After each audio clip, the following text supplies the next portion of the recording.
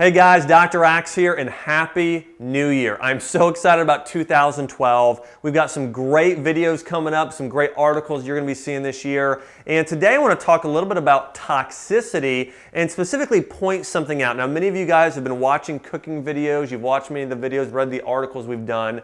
And I got a question recently from somebody who was watching a video and they said, hey, where's your microwave? You'll notice here, we've been doing this, there's a big hole here in my kitchen where I never had a microwave installed. The reason is microwaves give off radiation.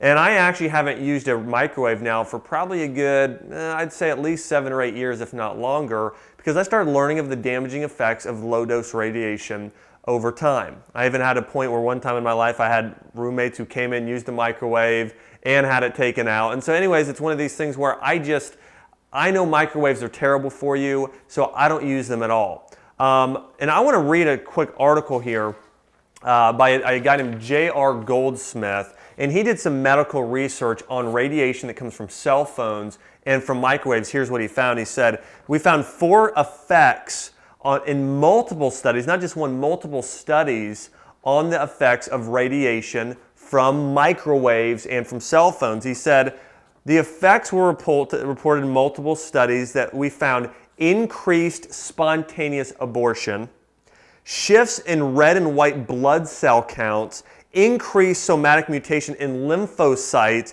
and increased childhood cancers. And so anyways, we found over time that radiation can cause cancer.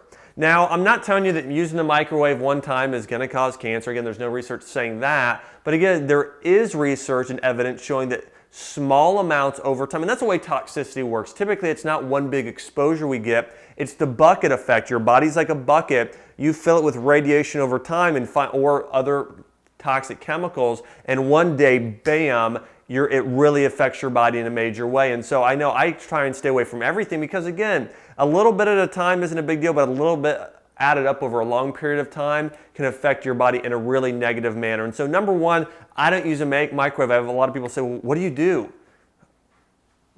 I use a stove. You know, if you're cooking something like oatmeal, it may take 5 minutes versus 1 minute, but again, it's worth taking the time to actually cook your food. Now, a good replacement for a microwave is getting a convection oven.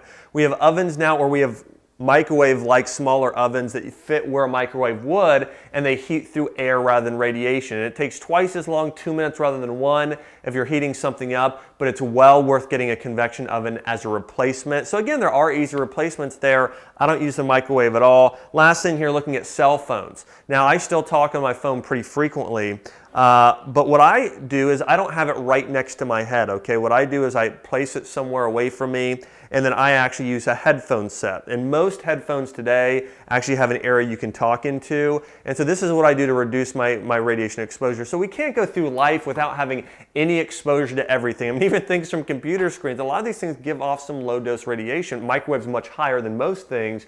But again, reduce your exposure over time for you, especially for your kids. So get headphones, get a convection oven. Because again, you look at the stats today, the evidence is mounting that radiation is dangerous. Another place you want to stay away from it is airport scanners.